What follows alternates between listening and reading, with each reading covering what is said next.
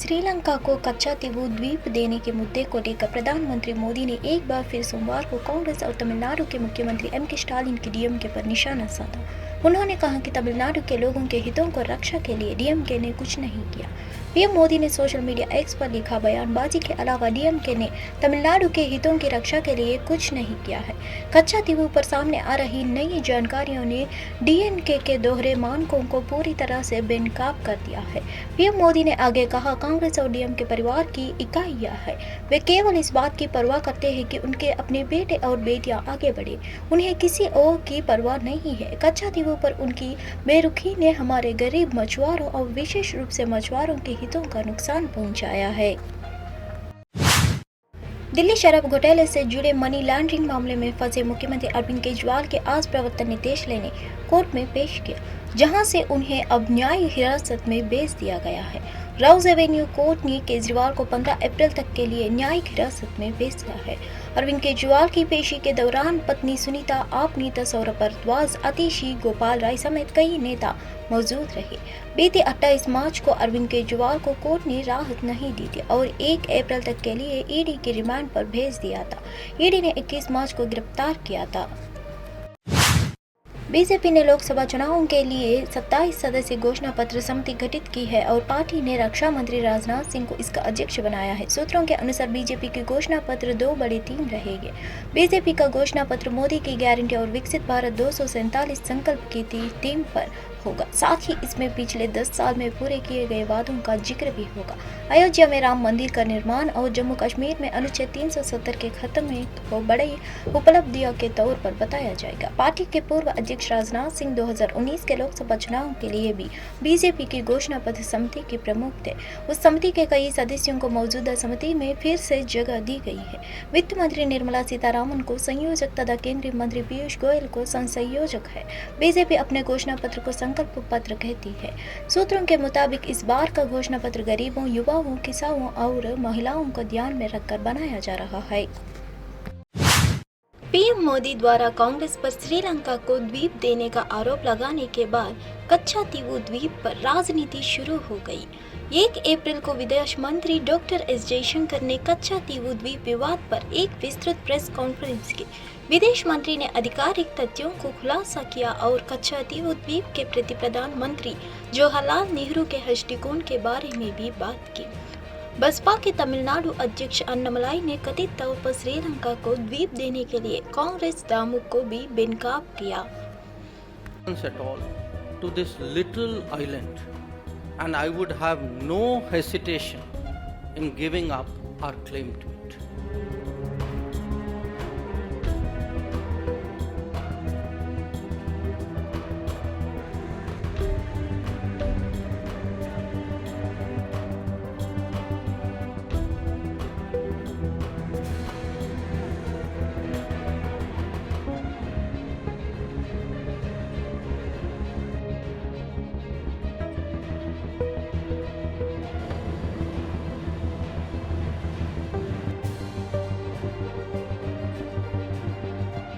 How did this happen?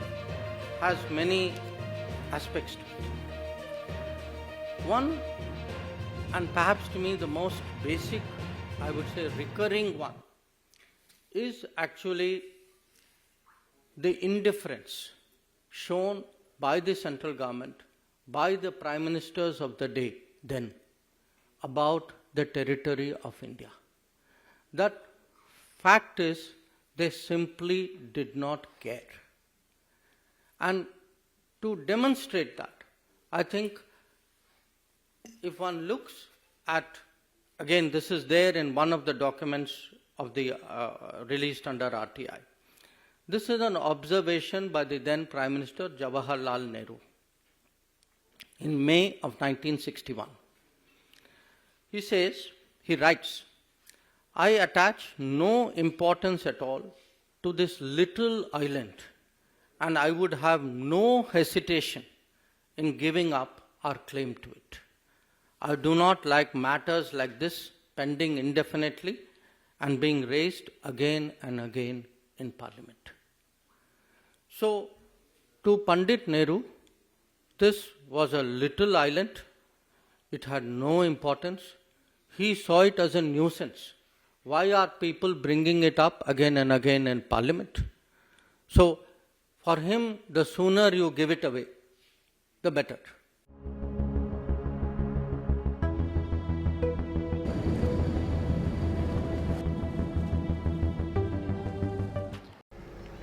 एक मार्च को यानी आज एक चक्रवाती तूफान ने त्रिपुरा के कमला सागर के विभिन्न हिस्सों को प्रभावित किया और व्यापक क्षति पहुंचाई।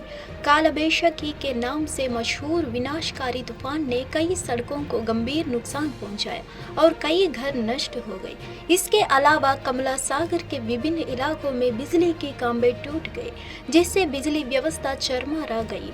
कुछ स्थानों पर पेड़ उखड़ गए, जिससे क्षेत्र में यातायात बाधित हुआ। त्रिपुरा स्टेट राइफल्स के लगभग 70 परिवारों को बचाया गया। हालांकि कुछ परिवार अपना घर छोड़कर अन्य स्थानों पर शरण ले रहे हैं।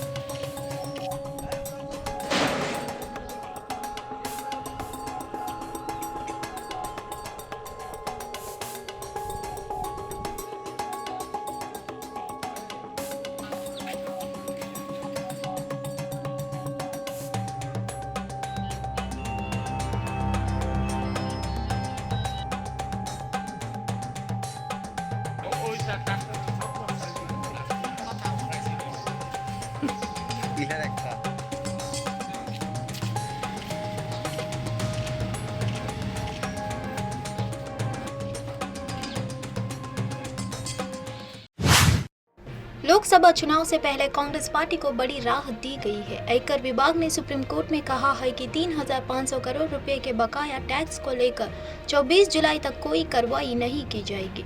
आईटी विभाग पहले ही कांग्रेस पार्टी के बैंक खातों से बकाया टैक्स दिखाकर 135 करोड़ रुपए वसूल चुका है। हालांकि कांग्रेस पार्टी ने पहले उच्च न्यायालय का दरवाजा खटखटाया और वहां कोई राहत नहीं मिली और फिर वह सर्वोच्च न्यायालय गया।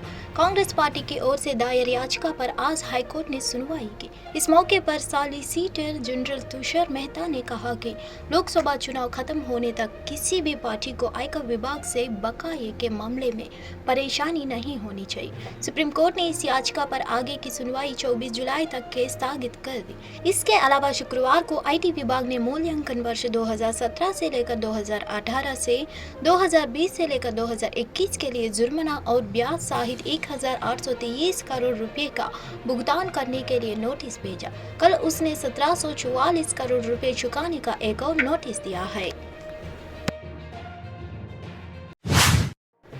तेलंगाना के पूर्व राज्यपाल और बीजेपी की लोकसभा उम्मीदवार तमिलिसाई सौंदरराजन ने 1 अप्रैल यानी आज चेन्नई में एक रोड शो किया।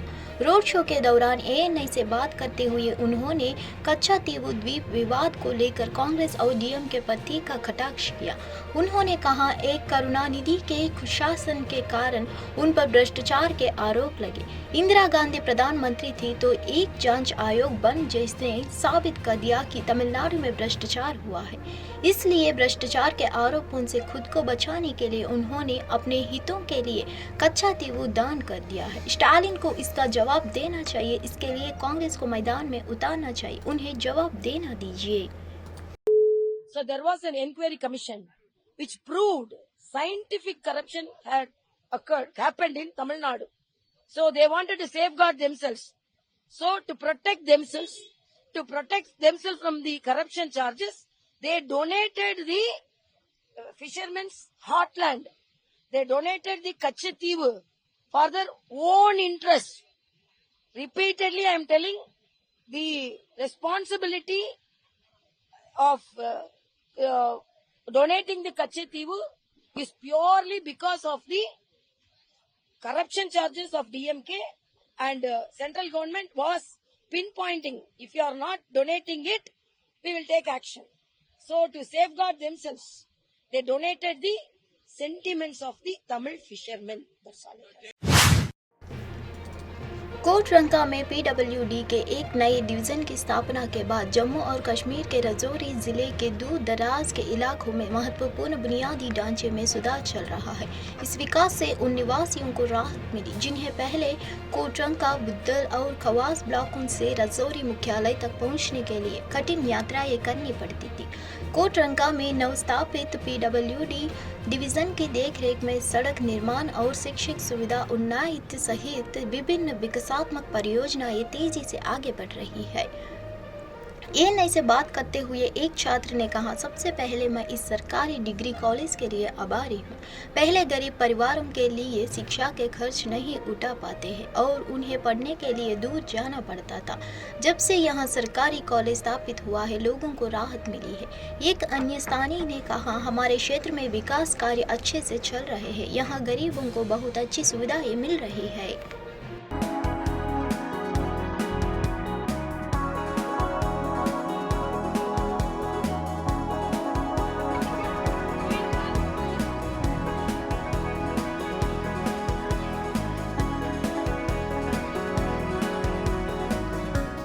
पहले तो ये मैं कहूँगी थैंकफुल, बहुत ही मैं है थी खुशगवार ये है कि जो हमें ये गवर्नमेंट डिग्री कॉलेज मिला। पहले लोगों को बहुत सारी मुश्किलें झेलनी पड़ती थी कि जो मतलब गरीब ख़ानदान से मतलब जो तल्लक रखते हैं वो मुश्किल से अफोर्ड करते थे, मतलब बहुत दूर जाना पड़ता था उनको, मतलब पढ़ाने के लिए पढ़ने के लिए बच्चों को बहुत दूर जाना पड़ता है। जब से ये मतलब गवर्नमेंट डिग्री कॉलेज मिला है, इधर मतलब बहुत सारे लोगों को सहूलियत मिली है। काफ़ी सारे बच्चे अच्छी तरीके से आके विदाउट टेंशन अपनी पढ़ाई जारी रख सकते हैं, क्योंकि इधर तो एक साइंस लैब भी है, मतलब हमें इधर एक लाइब्रेरी भी दी गई है। मतलब कुछ जो भी किसी किस्म की हमें प्रॉब्लम है। सुप्रीम कोर्ट में सोमवार को ज्ञानवापी मस्जिद परिसर के क्यास ठकाने के पूजा के खिलाफ मस्जिद कमेटी की याचिका पर सुनवाई हुई। मस्जिद पक्ष के वकील हुजैफा अजमादी ने कहा कि निचली अदालत ने आदेश लागू करने के लिए 1 हफ्ते का समय दिया, लेकिन सरकार ने इसे तुरंत लागू कर दिया। हाई कोर्ट से भी हमें राहत नहीं मिली है। सुप्रीम कोर्ट को तुरंत इस पर रोक लगाना चाहिए। चीफ जस्टिस डीवाई चंद्रचूड़ ने मामले पर नोटिस जारी कर किसी और तरीके पर सुनवाई का संकेत दिया। हालांकि मस्जिद पक्ष के वकील ने पूजा पर तत्काल रोक की मांग पर अपनी दलीलें रखी। चीफ जस्टिस ने इस दौरान कहा कि तहखाने का प्रवेश दक्षिण से है और मस्जिद का उत्तर से, दोनों एक दूसरे को प्रभावित नहीं करते। हम यह निर्देश देते हैं कि फिलहाल और पूजा दोनों अपनी अपनी जगहों पर जारी रहे। क्यास परिवार के वकील श्याम जीवन ने औपचारिक नोटिस जारी करने का विरोध किया। वकील ने कहा कि अभी निचली अदालतों में मामलों का पूरी तरह निपटारा नहीं हुआ। इस समय सुप्रीम कोर्ट के दखल की जरूरत नहीं है। द्रामुक प्रवक्ता सर्बानंद अन्नादुराई ने 1 अप्रैल यानी आज कच्छातीवु द्वीप पर अपनी टिप्पणी को लेकर विदेश मंत्री एस जयशंकर की आलोचना की और कहा कि यह बकवास है। उन्होंने यह भी कहा कि विदेश मंत्री जयशंकर को चीन की घुसपैठ और बांग्लादेश के साथ कब्जे के आदान प्रदान के बारे में बात करनी चाहती थी। उन्होंने केंद्रीय मंत्री की प्रेस वार्ता का भी मजाक उड़ाया और इसे मन की बात करार दिया। प्रधानमंत्री मोदी और विदेश मंत्री एस जयशंकर ने दोनों की आलोचना करते हुए सर्बानंद अन्नादुराई ने कहा, श्री जयशंकर ने प्रेस वार्ता में जो कहा है वह बकवास है। अगर यह प्रेस वार्ता थी तो उन्हें चीन की घुसपैठ के बारे में सवाल पूछना चाहिए था और यह भी जानना चाहिए था कि हम चीन जैसी बड़ी अर्थव्यवस्था से कैसे लड़ सकते हैं। और प्रेस के लोगों ने उनसे बांग्लादेश के साथ परिक्षेत्रों का आदान प्रदान के बारे में भी पूछा होगा, जिसका असम और पश्चिम बंगाल ने विरोध किया था। उनका कहना है कि वह तमिलनाडु से है और उन्होंने क्या किया है। बयानबाजी को छोड़ दे तो बीजेपी में कुछ नहीं बचा है। पिछले 10 वर्षों में बसपा सरकार ने कच्छातीवु की पुनर्प्राप्ति के लिए कुछ नहीं किया है। अब बीजेपी ऐसा क्यों कर रही है? वे जानते हैं कि वे देश भर में 150 सीटें नहीं जीत पाएगी। वे ऐसे मुद्दे उठाना चाहते हैं जो चुनावी बॉन्ड घोटाले से ध्यान भटकाएंगे। हम उम्मीद कर सकते हैं कि प्रधानमंत्री मन की बात करेंगे, विदेश मंत्री जयशंकर से नहीं है। के बारे में पब्लिक को न बताया जाए। यानी इसका विरोध आरबीआई ने भी किया था, इलेक्शन कमीशन ऑफ इंडिया ने किया था कि इससे ब्लैक मनी बढ़ेगी। तो है मोदी जी का जवाब, इसका जवाब दे पा रहे हैं कि इलेक्शन कमीशन ऑफ इंडिया और आरबीआई दोनों ने कहा है तो ब्लैक मनी इससे बढ़ेगी कि देने वाला चोर है, डकैत है, आतंकवादी है या कहाँ का है। तो ऐसा कहीं दुनिया में कानून नहीं था, इतना बड़ा चोरी डकैती वाला कोई कानून नहीं बना था। इसके अतिरिक्त तमाम कंपनियों के ऊपर छापा मार करके चंदे लिए हैं, फार्मा कंपनियों को छापे मारे हैं, उनसे चंदा लिया है। ऐसे फार्मा कंपनियां लोगों की जान ले लेगी, दवा का क्या स्टैंडर्ड होगा। ऐसा अपराध किया है इन्होंने, ऐसा गुनाह किया, इसका जवाब मोदी जी कभी देते